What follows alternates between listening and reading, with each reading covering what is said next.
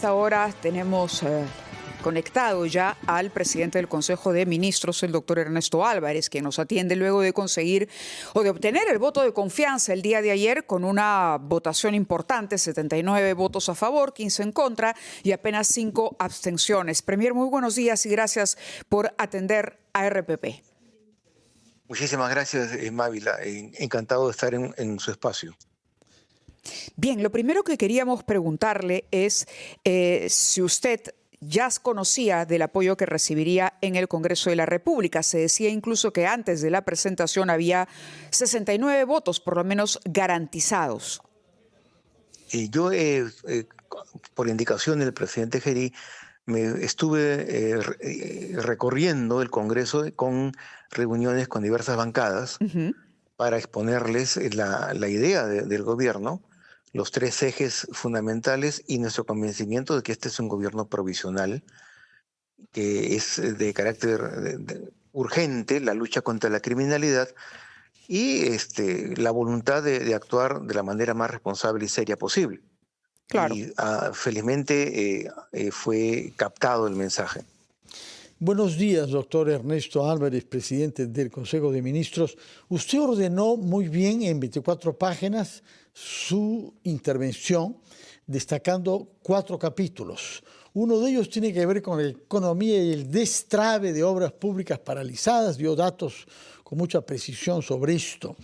Pero algunos observadores han echado de menos que no hubiese sido usted más explícito sobre el tema de la minería ilegal en el Perú, habida cuenta de que estamos ante compromisos para que el reinfo no se prolongue más allá de diciembre de este año, mientras que algunas voces en el Congreso pretenden que se prolongue hasta el año 29. ¿Qué nos puede decir sobre este tema? Don Fernando, buenos días. Buenos días. No, el problema es de que con 7 días en el gobierno, la verdad es de que el gabinete y el señor presidente todavía no hemos tomado posición con respecto al reinfo. Tenemos un espacio porque la responsabilidad inmediata recae en el Congreso. Ellos tienen que tomar la decisión de cara a la sociedad, porque cualquier decisión que ellos puedan tomar va a tener consecuencias graves con miles de familias. Una vez que ellos tomen la decisión, vamos a tener en el gabinete el tiempo necesario para evaluar con expertos y tomar una posición, porque claro, a nosotros si nos oponemos, tenemos la posibilidad de observar la ley e incluso de presentar una demanda de inconstitucionalidad ante el tribunal. A propósito de demandas de inconstitucionalidad, esta semana hemos conocido a través del Consejo Fiscal que hay una cantidad importante, muchísimas, más de 100 leyes por lo menos, que el Poder Ejecutivo no observó y que tienen un impacto fiscal millonario. Y algo que decía el presidente, el economista Alonso Segura, en este caso, cuando conversábamos con él el día de ayer, es que el Ministerio de Economía debería empezar a interponer acciones de inconstitucionalidad para cerrar lo que se ha considerado una caja de Pandora abierta por parte del TC, de cara a lo que esto va a suponer en el presupuesto público para los próximos años. ¿Cómo analiza usted esa posibilidad y cuál cree va a ser la dirección o la orientación que tendrá el Ministerio de Economía? En el gabinete no hemos tomado una posición, pero yo entiendo por la trayectoria política inmediata del presidente Gerí y las conversaciones informales que hemos tenido con los miembros del gabinete, entiendo perfectamente que el temperamento del gobierno va a ser el de tratar de respetar la viga maestra de la Constitución económica que ha protegido a nuestro país en medio de la crisis política, que es la estabilidad económica y presupuestal. Este mandato constitucional tiene que ser cuidado, guardado celosamente, porque el destino del país depende de él.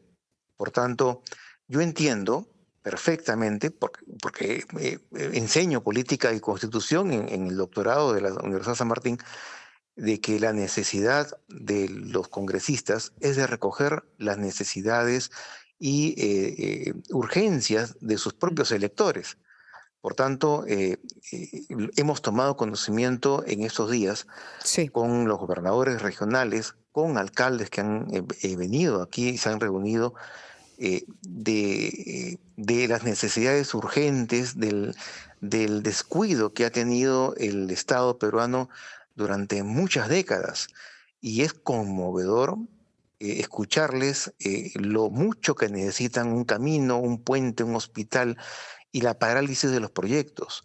Ahora, pero eso tiene que ser ahora visto desde una óptica nacional, porque no puede atenderse todo al mismo tiempo, porque si no, quiebra la caja fiscal y entramos o nuevamente al círculo vicioso del déficit. claro, Por tanto, la ahora al congresista, congresista Gerí, sí, sí, al congresista Gerí le toca actuar como el presidente Gerí, correcto. con En una ese visión sentido, nacional y nosotros estamos para apoyarlo. sí, claro, la congresista Patricia Juárez justamente hacía un comentario aludiendo a estas cifras que se han hecho públicas esta semana, donde se menciona incluso ley por ley y además está al lado nada más el impacto, es decir, cuánto costará cada ley anualmente al fisco. Ella decía si el Congreso quiere pasar o no a la historia como el que finalmente destruyó esa rigurosidad en el manejo de las cuentas públicas, ¿no? Por ejemplo, hay una norma sobre creación de universidades públicas que ha recibido el aval del Tribunal Constitucional. Es decir, no hay gastos en el momento, pero sí gastos que podrían producirse en el futuro. Le preguntaba esto porque entendemos que la ministra de Economía trabajó directamente con el ministro Salardi y de él se esperaba o él generaba justamente optimismo en los sectores empresariales y finalmente entre los economistas más especializados, ¿no?, sobre una contracorriente a lo que había sido una suerte de populismo desenfrenado en los últimos años que venía perjudicando la imagen del MEF y la estabilidad fiscal, para ser redundante. Sí, efectivamente, Mávila, mire, el Tribunal Constitucional, pero en su pleno anterior, eh, hizo una resolución con un argumento en realidad ficticio.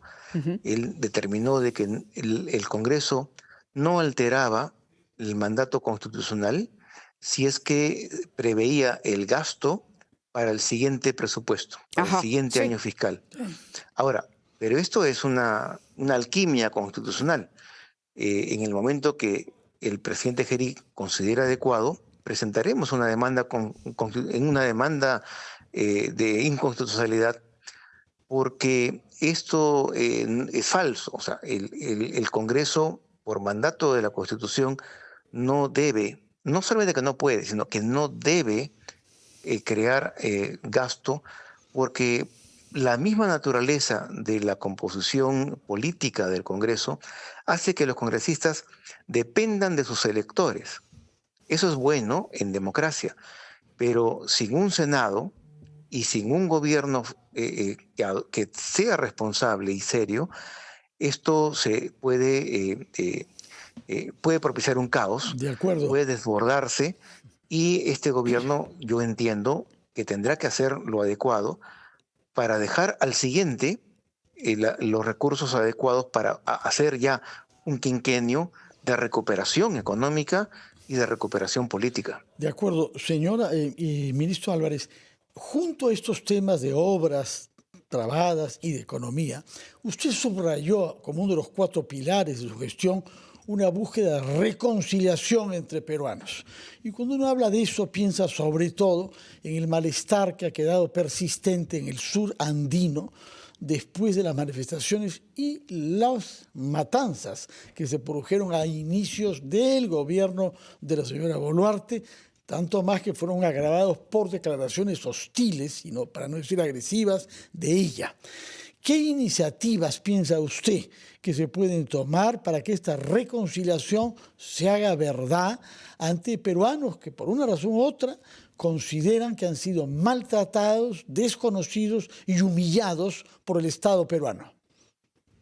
Creo sinceramente que el sur peruano no es que haya tomado una posición ideológica a la manera de otros países donde hay un posicionamiento ideológico por regiones. Básicamente, entiendo yo por lo que he escuchado en las reuniones con gobernadores y con alcaldes del interior del país, es de que de verdad la gente está indignada por el abandono que durante muchas décadas ha hecho el Estado de ellos. Hay necesidades imperiosas y eso tiene que ser atendido. Ahora, el Estado también no tiene los recursos suficientes para hacerlo de golpe, al mismo tiempo, en todos los lugares.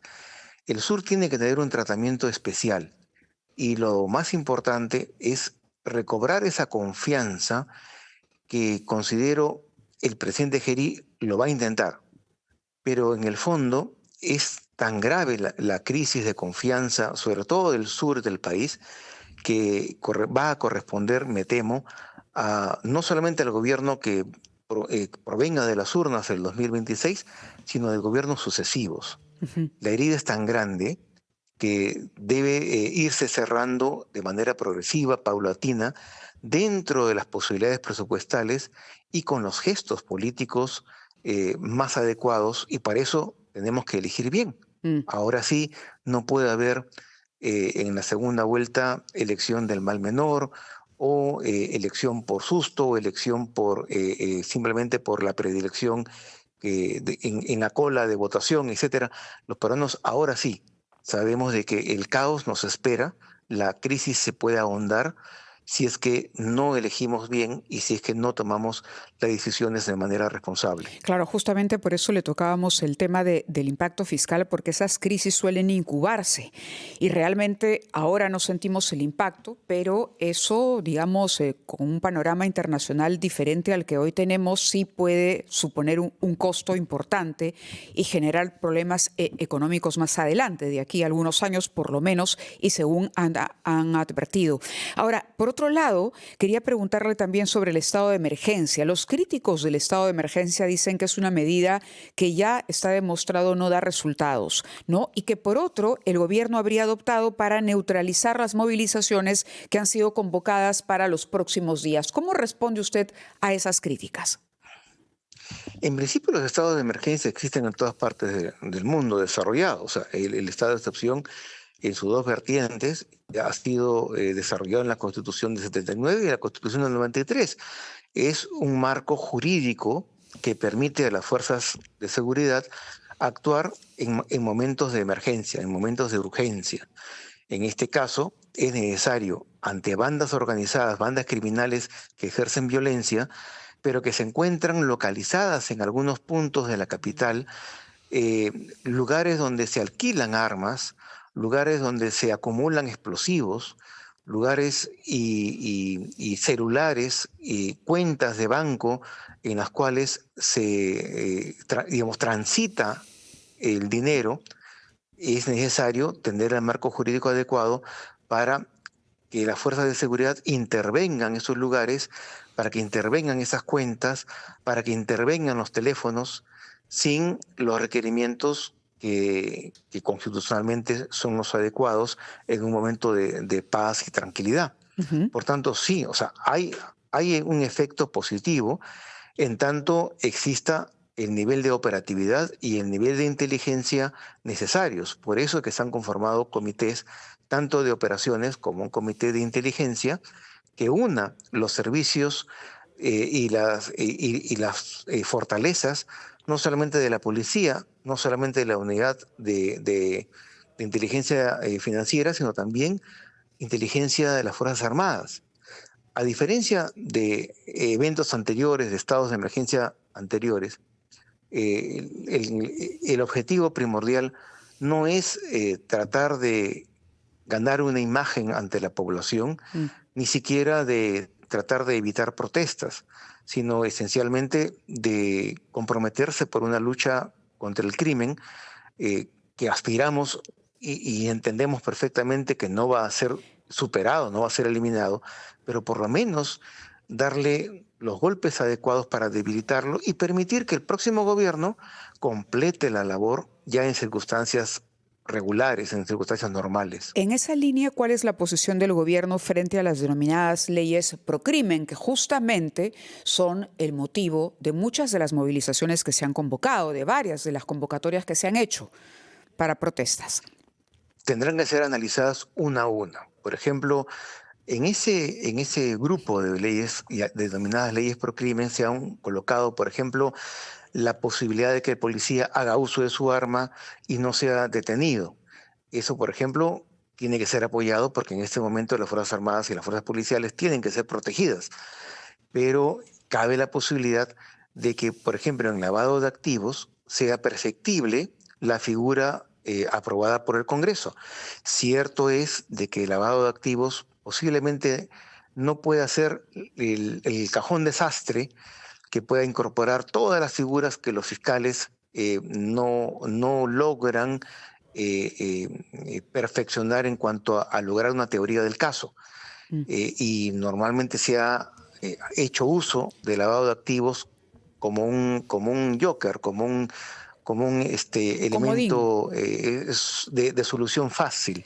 Y eso ha ocasionado, por ejemplo, la última sentencia del Tribunal Constitucional. Entonces, caso a caso va a tener que ser estudiado. Aunque, valgan verdades, esto tendrá que depender del sector de justicia, porque el gobierno en su conjunto tiene la prioridad de la lucha contra el crimen, que es el compromiso inmediato del señor Sin presidente. duda. Usted anunció en su discurso que en 1 o 2 semanas solicitarán facultades delegadas al Congreso. No sé si han fijado esa fecha con más precisión y por qué lapso. ¿Quién piensan contar con esas facultades delegadas? Me parece que usted mencionó 90 días. Hay quienes consideran que es un plazo excesivo. Sí, en principio el gobierno va a solicitar por 90 días porque eso fue lo que se conversó en Consejo de Ministros. Ahora, si el Congreso no acepta los 90 días y recorta ese plazo, es su potestad constitucional. Lo cierto es de que así como el estado de emergencia sirve para las operaciones, para facilitar las operaciones policiales y las investigaciones de inteligencia, así también una ley autorizativa para poder emitir decretos legislativos constituye un marco legal adecuado para esencialmente luchar contra la criminalidad y, por ejemplo, permitir que el sector bancario pueda ayudarnos a identificar las cuentas que sirven para el delito. Y así sucesivamente el grueso del paquete legislativo se va a enfocar al tema de criminalidad.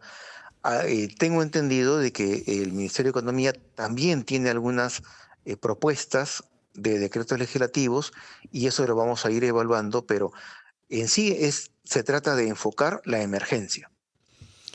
Vamos a seguir viendo al presidente entonces participando de estas intervenciones en los penales, en las calles. Se dice que ha tomado algunos detalles, por lo menos, o una influencia del presidente Bukele cuando se le ve con la manga remangada, en camisa. ¿Hay algo intencional detrás de esto o es espontáneo? Hay dos lecturas.